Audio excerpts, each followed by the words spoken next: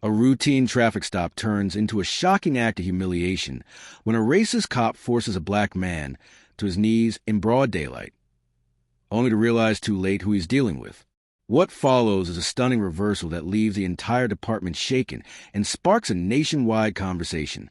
This true-to-life inspired narrative exposes racial profiling and abuse of power, but also reminds us that identity runs deeper than appearances. Part I, the stop. It was just past 6:30 p.m. on a muggy Thursday in Montgomery, Alabama, the kind of summer evening where the air felt thick enough to slice. The sun still hung in the sky like it was stubbornly refusing to clock out, and heat waves danced off the sidewalks. Malik Jameson had just finished a 3-day consulting session with the Department of Justice. He was on assignment, part of a classified federal oversight initiative reviewing local police practices under a special DOJ directive. As a seasoned civil rights attorney and former intelligence officer turned federal watchdog, Malik had seen more than his fair share of injustice. But even with his credentials, he knew better than to assume that his skin color wouldn't still be the first thing some people noticed. He was driving his black Range Rover, clean, polished, with federal tags, to the residential part of town, heading to his hotel to pack up. His tailored navy blue suit jacket was draped over the passenger seat, and his Doge-issued ID sat in the glove compartment. His phone buzzed with a text from his daughter. "Can't wait to see you tomorrow, Daddy. Love you." Malik smiled, but just then, flashing blue lights pierced his rearview mirror. He frowned. He wasn't speeding. No broken taillights. No rolling stops. He signaled, pulled over, and shifted the car into park. And waited. Officer Darren Crowley had been on the force for 6 years. Ambitious, proud, and angry, though he would never admit it. Crowley had his own theories about types. The kind that drove expensive cars in his neighborhoods. The kind that dressed too nice, talked too polished. The kind that, to him, always seemed to be up to something. So when he saw the black Range Rover cruise past him, windows tinted shiny rims, out-of-state federal plates, it was like a trigger had been pulled in his head. He flicked on the lights. No real cause, but he'd sort that out later. Maybe claim suspicious driving, or that the plate was hard to read. He stepped out his patrol car, hand already resting on his holstered Glock. Crowley approached the driver's side with forced swagger.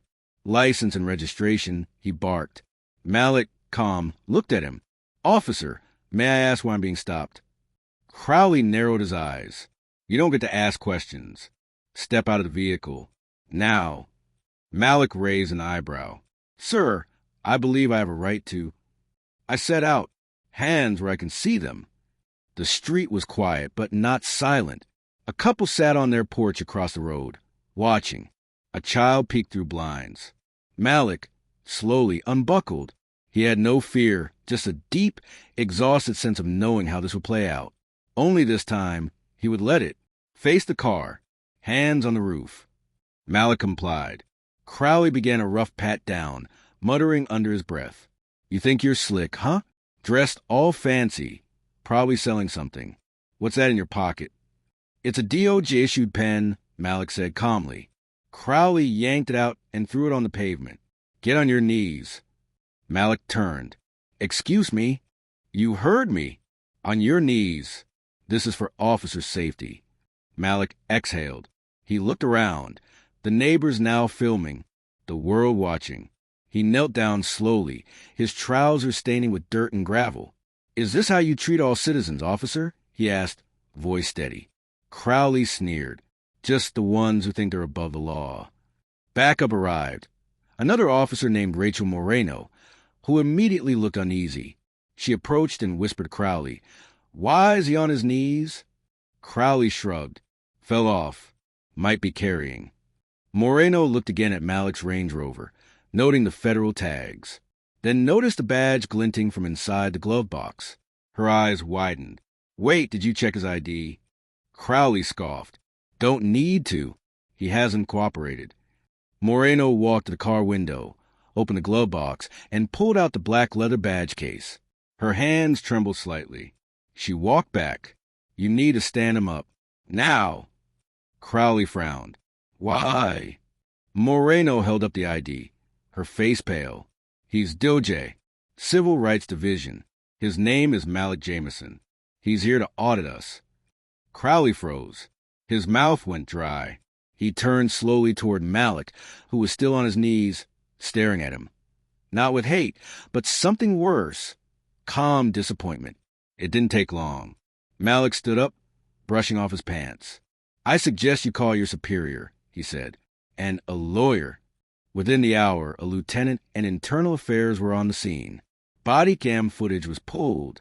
Witness statements collected. Phones from neighbors were submitted voluntarily. Crowley was suspended that night, but the story didn't end there. 3 weeks later, Malik testified at the Montgomery City Council. The video had gone viral. The mayor was now publicly demanding reforms. "I didn't tell this story for vengeance," Malik said at the podium. "I told it because humiliation is a symptom of something deeper. Unchecked power. We cannot normalize this kind of behavior and call it protocol. If a badge gives it a right to demand submission from those who look like me, then justice is already broken." He looked around the room. "I had the credentials to walk away from that encounter alive. But millions don't. This isn't about me. It's about the system. And the system needs fixing." Crowley later offered a public apology, but the damage had been done.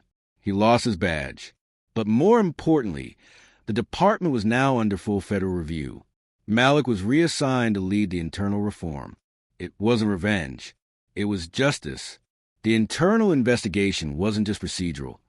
It was explosive.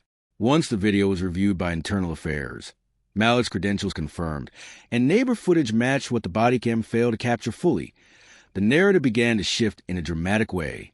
Crowley was called in for questioning 2 days later. He sat stiffly in the interrogation room, hands clasped, sweating through his uniform. The room wasn't hot. He just knew what was coming. "Officer Darren Crowley," the lead investigator began. "On June 12th, you detained Mr. Malik Jameson without probable cause, forced him out of his vehicle, subjected him to unlawful search, and humiliated him by forcing him on his knees. Do you deny this?" Crowley blinked, trying to come up with the right legalese. "I thought he was dangerous. He looked suspicious." "You thought?" The investigator repeated. "Based on what? His skin color? His car? The way he dressed?" Crowley stammered. "No. Well, he didn't answer my questions fast enough. He had something shiny in his pocket. That was a Department of Justice-issued pen," she said coldly, "and the law doesn't allow for humiliation based on your assumptions." The next day, the department placed Crowley on unpaid leave, pending disciplinary board review. Malik declined to sue him personally, but he wasn't done. Malik knew change never came from the top unless it was forced by those at the bottom. So he began organizing with the local community, especially with younger black men and women who had long been afraid to speak up about routine abuse. They held a town hall at the Montgomery Civic Center. Hundreds came. The event was titled, "From Knees to Power, Standing Tall Against Injustice." Malik stood at the front in a simple white shirt. No suit, no tie, just truth. He didn't yell. He didn't curse. He simply spoke. Every time someone with a badge uses fear instead of fairness, it chips away at the very foundation of law and order, he said. "My job is not just to investigate racism. My job is to challenge a system that enables it, and I need you all to be part of it." That night, he handed out Know Your Rights cards, trained volunteers on legal observation, and promised to fight for mandatory anti-bias training and body cam accountability statewide. 3 months later, Officer Crowley's disciplinary hearing was open to the public. The courtroom was packed. He sat at the defendant's table, eyes sunken. He was no longer defiant. His union rep looked more anxious than he did. When Malik entered, this time in full formal attire, with his DOJ badge clearly visible, Crowley couldn't make eye contact. The panel asked Malik to give a closing statement. "I am not here to destroy Officer Crowley's life," he said. "I'm here because the humiliation he forced on me was not personal. It was systematic. His actions are not isolated. They are taught, reinforced, and ignored until someone with power fights back. But most people don't have that power." He paused. "I want accountability." I want change. And I want future officers to know that kneeling on someone's dignity has consequences. The board voted unanimously. Crowley's badge was revoked. He was barred from working in law enforcement anywhere in the state. His name would go on a national misconduct database. He left the courtroom without a word. 2 years later, a community center had just opened in Montgomery's west side. It was named after Malik's late mother, the Gloria Jameson Justice Center. It provided free legal aid, youth mentoring, and job programs. One day, as Malik walked past a group of teens in a Know Your Rights class, he noticed a familiar face outside, scruffy, older, humbler. It was Darren Crowley. He didn't wear a badge anymore. He wore a delivery uniform. In his hands was a stack of community books. They locked eyes. Crowley approached him slowly. I don't expect forgiveness, he said, but I wanted to help, even if it's just carrying boxes. Malik looked at him. Then carry them, he said quietly, but not for me, for the people you made afraid. Crowley nodded, and for the first time, he looked like a man carrying more than boxes. He was carrying the weight of what he'd done. Malik's story rippled beyond Montgomery.